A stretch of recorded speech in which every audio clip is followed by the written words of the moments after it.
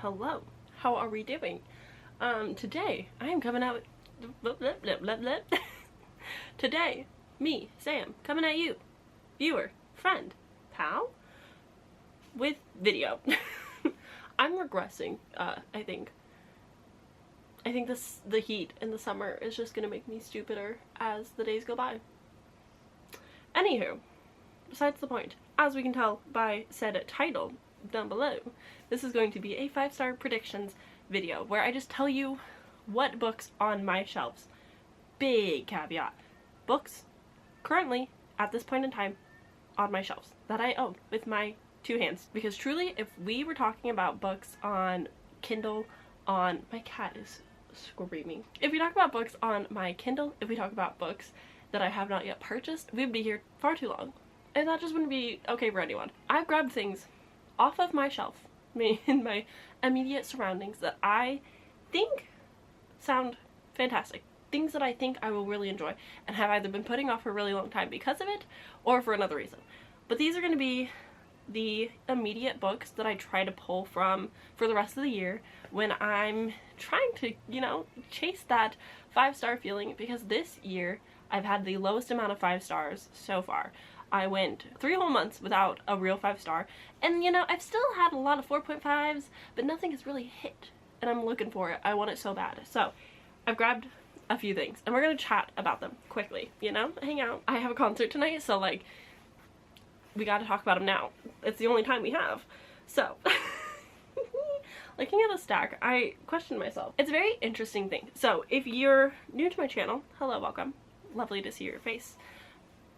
Lovely to have you here. I appreciate it. I did last year a like 5-star audit video where I looked at the books that I've given 5 stars historically and categorized them and tried to figure out what about the books are 5-star worthy. What about them make me gravitate towards them and make me go, yeah, that's got the stuff. And so with that project, I learned a lot about my reading and like what I'm looking for. And looking at the stack down here, I don't know if any of them correlate. So I don't know if that makes any sense, but we're just gonna try and figure it out, and I'm gonna try and talk to you and explain why I think it might be. But first little thing, this is James Baldwin's Giovanni's Room. This is tiny. She's so small, and I'm really excited to read this. This is a classic. It is about this man who's like staying at a hotel and has like this affair with another guy at the hotel, but like the other guy I think is married, or he's married or something, and like it's sad. And just the way that I've heard people talk about this and the writing, I'm so excited about. I have really high hopes, maybe because it's a classic and so everybody's like talked about it so much, or maybe just because I want to be like the girlies that get it and I want to also be a part of the club of girls that love this, because this cover is so cute. This book is so small, and people talk about the way that James Baldwin talks like singularly about this room and makes it feel so beautiful and real and big. Like they're just like in a room meeting each other, and I'm just really curious and intrigued, and I want to love this. I want to love this so bad. Not for any like true reason, I just think that I might, and I want to, because out of like all the classics on my shelf, this one, Rebecca, and the Historian are probably like the 3 top of the list. And if you know anything about me, I love buying classics. I hate reading.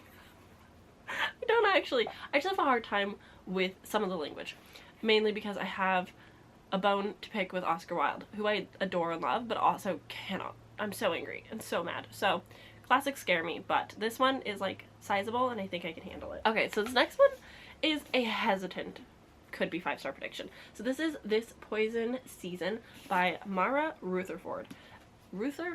And I think she could be, like, in general, just a 5-star author. I have her other newer release on my TBR for this year, and so I'm just like overall excited. There's something about these YA fantasies that just really intrigue me. They're just there's something about it. The forest was speaking and a wolf was at the doorstep. There's always a subplot of romance that is like a 50-50 like romance and plot and fantasy, and these are like my favorite type YA books, where it's good fantasy, there's a plot, there's character development, it's got everything you need, but also there's like just the sweetest, most tender little romances. I just love them so much. And so that's what I'm kind of hoping to get out of this, plus like the cottagecore autumn vibes. I'll probably wait until autumn to actually pick this up, but we will see. I don't know, maybe it's because like her covers are stunning. I don't know who does the art for all of them, but like this is basically the original cover. Oh, so pretty, so stinking pretty. This is, I think, the Owl Crate edition. Yes, Owl Crate. So I am very excited for this. I just feel like it's going to be a cozy, good time, and I've had good wins this year with Owl Crate picks. This is To Kill a Shadow by Catherine Quinn, and I really freaking like this one. This has like been my favorite YA fantasy, almost my first 5-star of the year. So for that reason, I think that I will also really enjoy this. And in that same vein, and since I bought very expensive special edition, so this is A Sorcery of Thorns by Margaret Rogerson. Knowledge always has the potential to be dangerous. It is a more powerful weapon than any sword or spell. Yeah, so I'm so excited. This is a fae, I think, story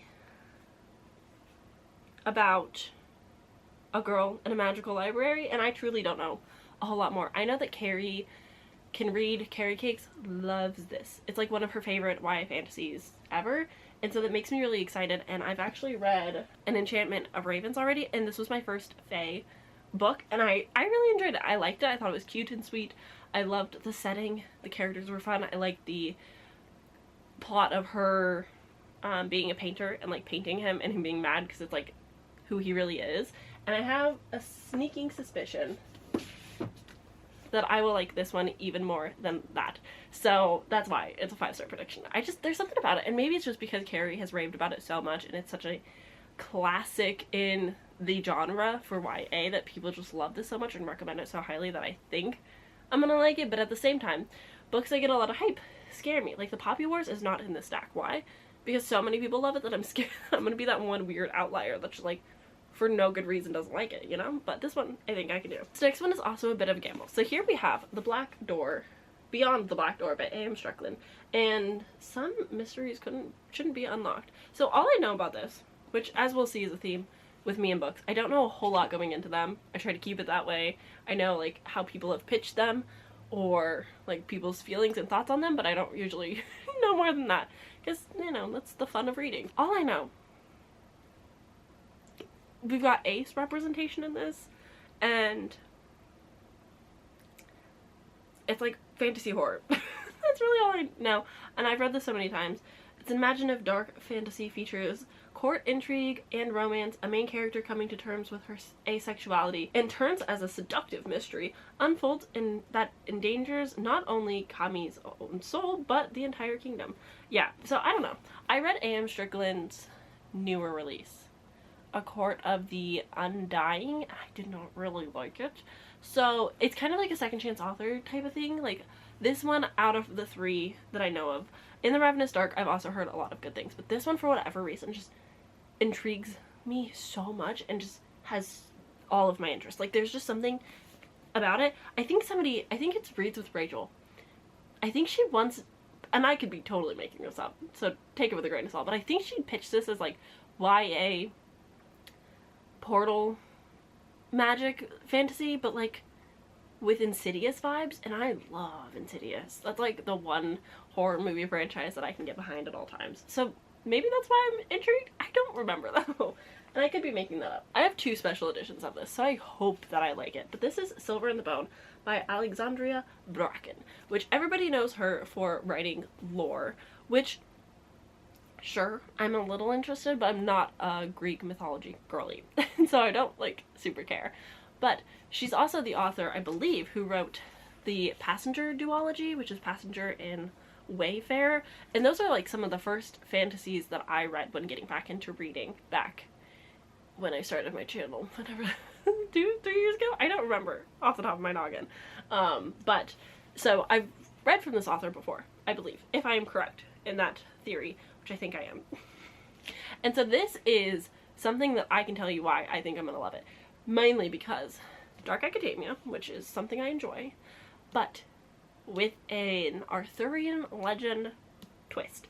Similar to how everybody loves Legendborn, and I think I'll like it for the same reason of Arthurian. I freaking love Arthurian legend. Merlin is one of the best TV shows that ever aired. And I will stand by those words forever because it's such a good show. I really love it. We're like in the middle of watching it for the second or third time. So I like those Arthurian vibes. And this is like, stories are always more beautiful than the truth. And I think this is a girl, like, you're kidding me, come on. I think a girl goes to school and there's magic, and I think there might be like secret society group type thing. I'm not fully sure. I really want to go into this blind, but I am so excited for whatever I do because holy cow. 1, she's beautiful, and 2, I like magic. That's it. That's simple. Oh, this next one. I mean, there's a perspective from a cat. What more could I need from a book? So this is The Last House on Needless Street by Katrina Ward. Yes, I am probably the only person still on this planet that hasn't somehow read this. I don't know why. I don't know how. It's not even that long. I had a video planned like so I do Booktober on my channel often, and so that's me posting a video every single day in the month of October, and often it's very spooky themed. A lot of gears towards the spooky of books. And I planned to read this for a reading Possessed by Sarah's favorite books. She is mostly a movie commentary channel for horror movies, but sometimes she'll sprinkle in reading stuff, so I wanted to read her 5 favorite books at the time. But she was also like pregnant and grieving and going through things, and I was like, maybe this is not the right time for that. And so I canceled that video and set it aside, and therefore I've never picked this up, and I would really like to because so many people love this. Katrina Ward is like the girlies' favorites now, and I would like to know why. And also, I want to know what's up with this cat and why he can talk or have like thoughts. The last book that I read that had a cat's perspective, I think, was The Traveling Cat Chronicles, and guys, if you give me a cat perspective, I'm probably gonna sob. Like, I'm probably gonna be very invested. So I'm excited for this one for sure. Okay, we're getting into some like fantasy romance. I kind of talked about that. Hi, my name's Sam. I really like fantasy romance. I like romantasy. I like fantasy romance. I like whatever you want to call it. Equal parts fantasy and romance. But if the couple is real good, give me a little bit more romance. I'm okay with it. But here we have Fear the Flames by Olivia Rose Darling. And I think this is getting picked up traditionally. So we're going to have probably a new cover, probably some edits. This is like one of the first editions. So I know that she changed some of the end, not changed it, like made it better, edited some of the end, and then like is sending another release happening. I'm not wording very well today, I'm so sorry. Basically, there will be more copies of this that are better edited, so they might not be so long or stark white, which might draw me in a little bit more. But people who don't like Fourth Wing, which, you know, to each their own, have said this is better and say that they prefer this and that this is what Fourth Wing couldn't be. And I don't think they're going to be at all the same. But this does have dragons, and I do like dragons. And they're also like doing a heist. Princess Prisoner, Runaway Queen. I do think that I'm going to probably enjoy this a lot. I'm excited to see if an audiobook comes out or if I should try to read it before the like big release date for the actual published version. I don't know what my plan is, but I'm excited. I'm very excited. I've heard great things. People really love this. I don't have any more reasons than that. It's romance, it's fantasy, there's a heist, there's dragons, and all I need is dragons. Okay, the next one, goodness grief, is a chunky, holy freaking cow. Why do people think books need to be this long? This is ridiculous. This is too much. Okay, there's extras in the back, so I'm not counting that. 630 pages. 630. That's just like too many. So, this is The Mask of Mirrors by A.M. Carrick, which is 2 authors combined. It is Mary Brennan and Alec Helms. Mush them together, then you get this book. I don't know what this is going to be about. Now bear with me. There was a weird reason for me thinking this is a 5-star prediction. One, I've heard good things. People really like it. And that, you know, increases my intrigue. But there's a mask on the cover. And I have a theory that I have not put to the test yet. I'm collecting books similar to this shelf here, where I love carnival settings and I want that all the time, and just like those type of magical vibes of Carnival, the Night Circus, even like Hotel Magnifique falls into that, where it's just that type of vibe. I love it. And in a similar vein, I read The Helm of Midnight, which I couldn't tell you where that book is. I really couldn't. Just so unfortunate. I did enjoy it for the most part. But they had magical masks. I thought it was the coolest thing ever. I thought it was so cool. I was obsessed. I loved it. With that said, I have a prediction that books that are mask-centric, either on the cover, because it's important to the story, or magic having to do with masks, or a masquerade ball, because I love a ball scene. If any of those are going to be in the book, I have high hopes for being 5 stars. Is that silly? I don't know. We're going to put it to the test someday. So if you have books that have masks on the cover that you would like to recommend me, please drop them down below so that I can continue curating and collecting for a themed reading blog that might be unhinged. I can't tell, but I'm so excited. I'm so excited. It's gonna be so fun. I'm just excited. This is also, I think, on my art fantasy TBR, so I've got good excuses to pick some of these things up. Same with Fear the Flames, so that's great. Okay, this next one, do I really need to explain? This is the only sequel that I will be talking about in this video, because what else can I say? I really, really enjoyed The Cruel Prince, but it wasn't quite a 5-star for me. I thought it was good. I thought it was a good time. I had fun. I love the characters. I'm so excited for this. It's not very big, which surprises me. I think The Cruel Prince is for sure bigger. But, oh, I'm so excited. I recently watched a recap of The Cruel Prince, and it just ignited something in me. I was like, God, yeah, that was a good book. I'm so excited to continue. And everybody says this is their favorite. So I'm excited to see which of the 3 I end up loving, but everyone loves them all differently for different reasons, but this one I think is like the most popular. So yeah, 5-star prediction, because people say that it only gets better, and I'm just so excited to see Jude and Carden together again, and like, oh, it's gonna be so enemies. Like, I'm so excited. It's gonna be so fun. So this next one is kind of like a vibes thing. I don't know if you probably get it because you're watching BookTube, and if you're watching BookTube, you're kind of more in the headspace of readers like us booktubers. Like, we're all kind of obsessed collectively with books, so you probably get it when you look at a book and you just go, yeah, something about it is telling me this is a good sign. It's telling me that I'm gonna love it. It's gonna tickle something in my brain that's gonna make me really excited for it. I don't know what it is, but something about the vibes of The Forest Grimm, Once Upon a Dark Time by Catherine Purdy. Something about the vibes make me so excited for this. Like, tell me again, Grandmère? I didn't stick with French very long. Tell me again, Grandma. The story of how I die. Now, here's another thing. Fun fact. This has really just become me talking to you about things that have nothing to do with books to tell you why I want to read books. I am, like many in the world, a fan of the D20, Dimension 20, Dropout TV fandom. I'm not, like, super deep in it, but I do really enjoy everything that Dropout produces, and I'm paying happily for access to these things.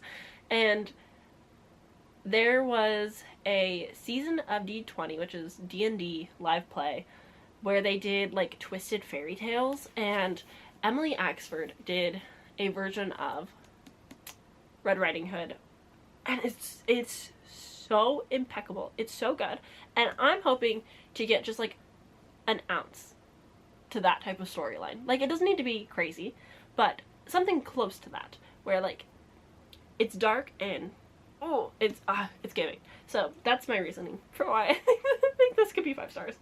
It's also just so pretty. I think this is also, it's fairy loot, yeah. Last thing. This last beast of a book is Plain Bad Heroines by Emily M. Danforth. She's illustrated, she's chunky. She's so chunky.